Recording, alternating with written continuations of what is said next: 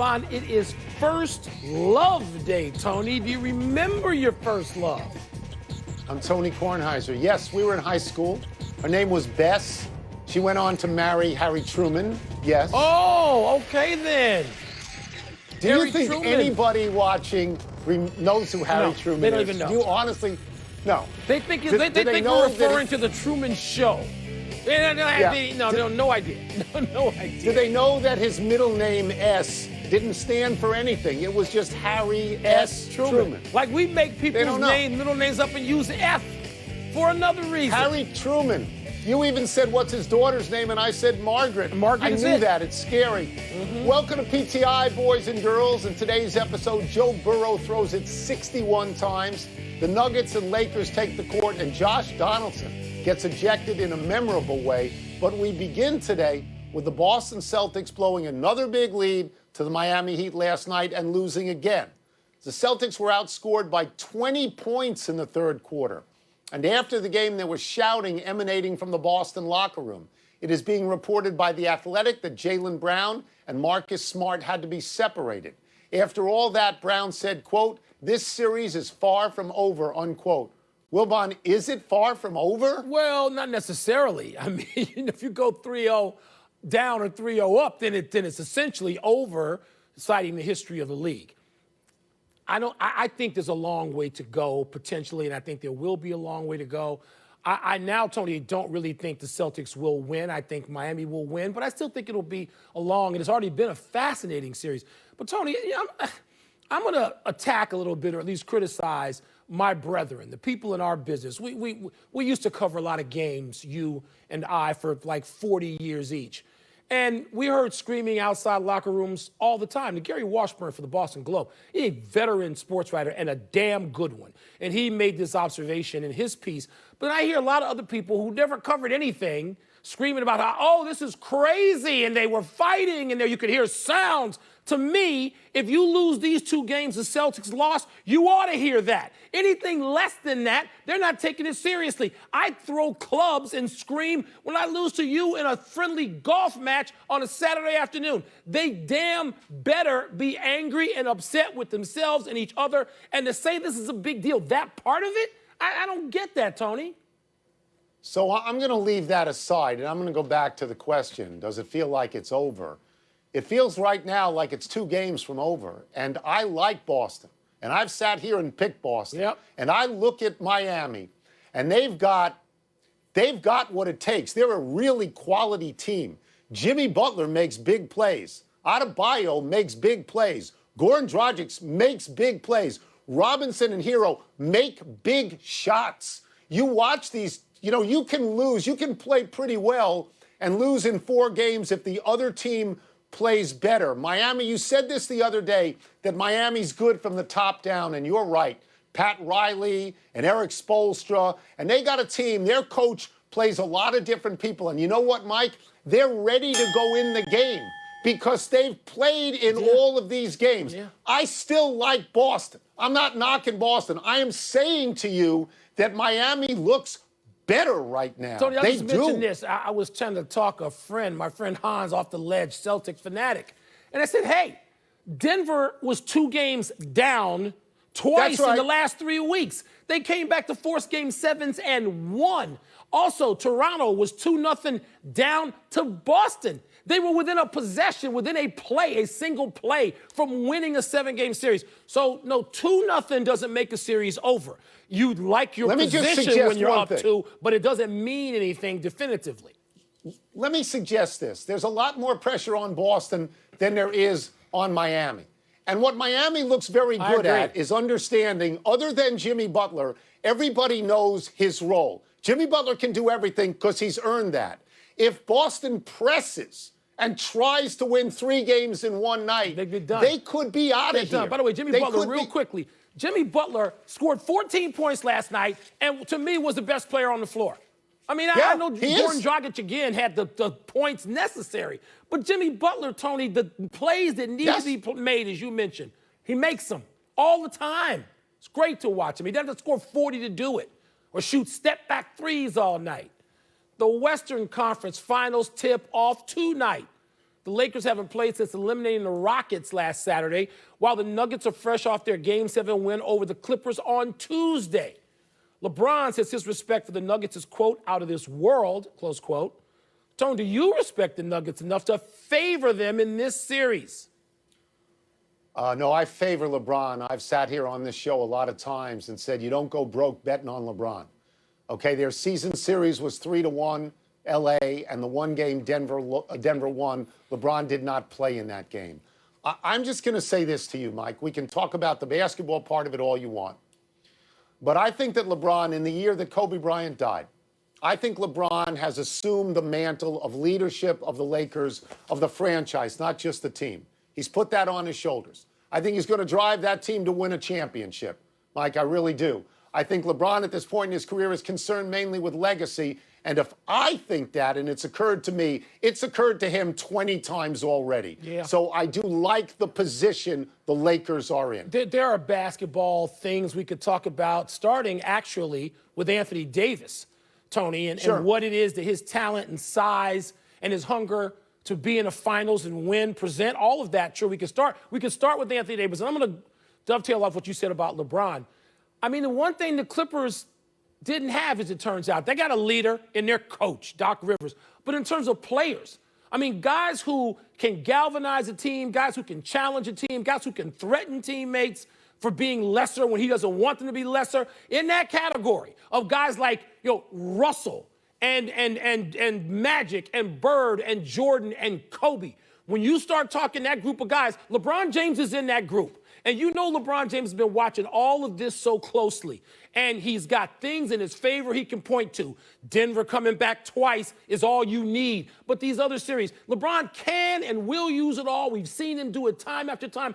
I am not going to underestimate Denver anymore. I don't want to get into a prediction about this series. What I do predict, though, is LeBron James will have the Lakers playing as well as they can play from tip-off tonight.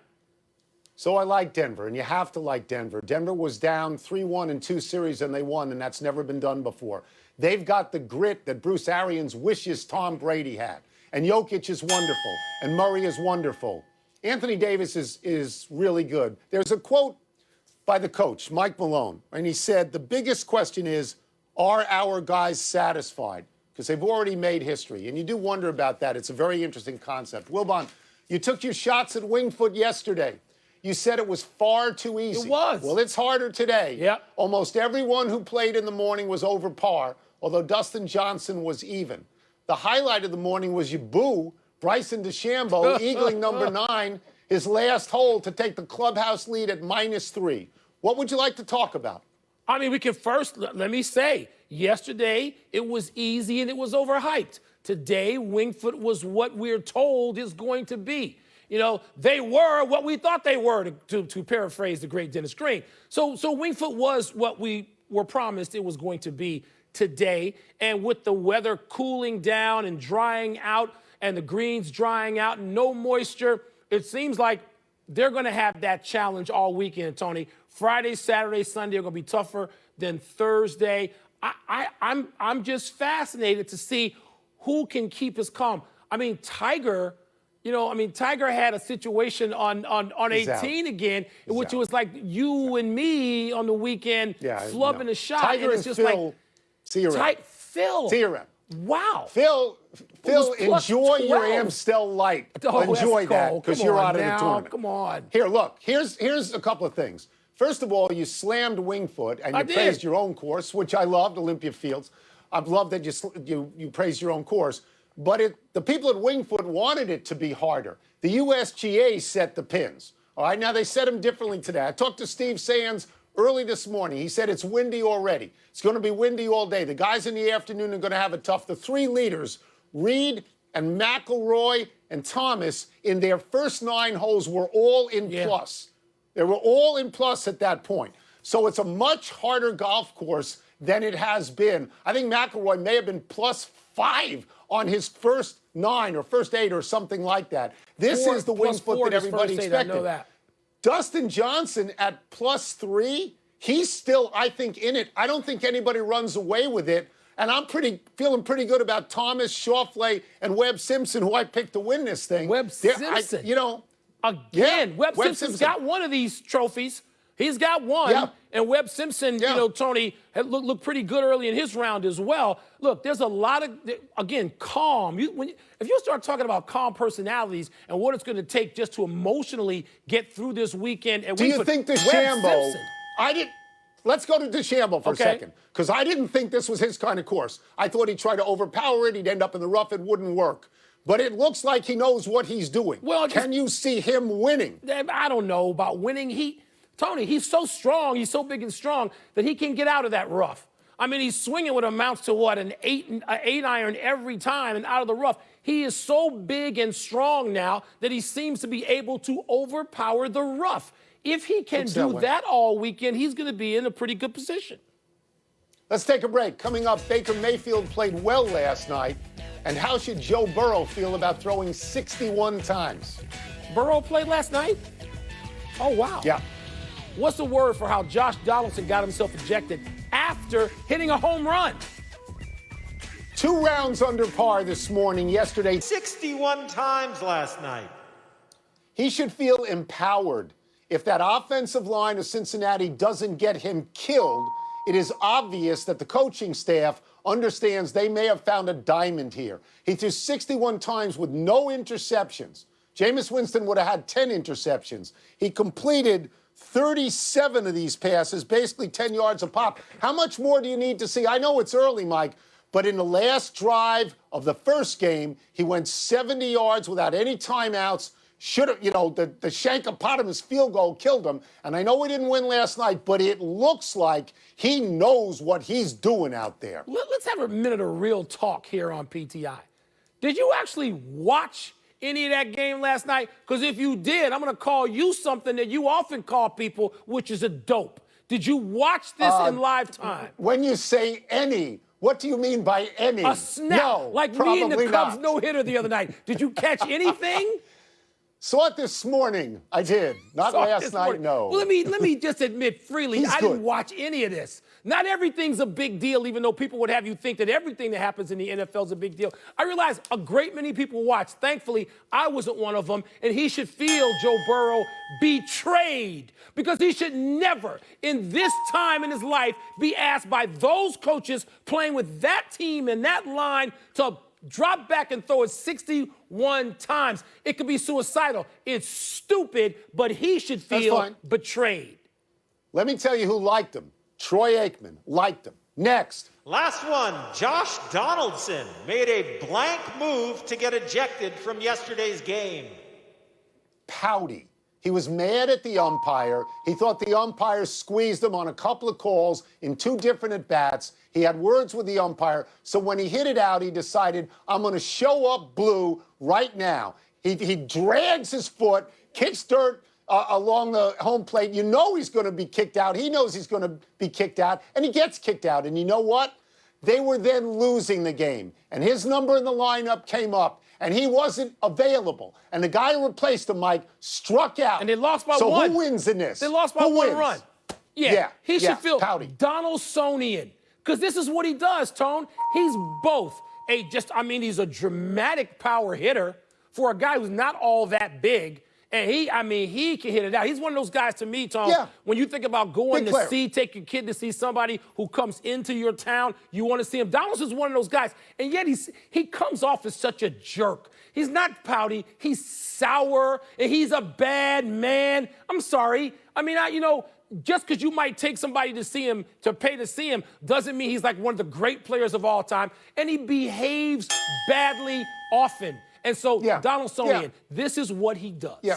Part of what he wanted to get kicked out. He did get kicked out. His team lost. Ultimately hurt his team. Good. Hurt his team. Good. That's it. The word nerd, should I like that? Wins again. Let's take one last break, but still to come, the Yankees are suddenly mashing the ball. More Yankee talk, and a special day for Cam Newton ahead of his showdown with Russell Wilson and the Seahawks. I don't know about word nerd. Got a doctorate. I grant you it's fine, people. Happy 52nd birthday, Tony Kukoc. Kukoc was one of the best European players to come to the NBA, and he had great success. He was on 3 NBA champions with Michael Jordan in Chicago and was 6th Man of the Year in 1996. Kukoc was undoubtedly a role model for Dirk Nowitzki, the greatest European player in history, and his game looks like a blueprint for Luka Doncic, who should surpass even Nowitzki. But as we learned in the Jordan documentary Last Dance, the road to Chicago wasn't always paved with good intentions. Jordan, and especially Scottie Pippen, resented that Jerry Krause coveted Kukoc. So in the 1992 Olympics, Jordan and Pippen set out to destroy Kukoc on the court.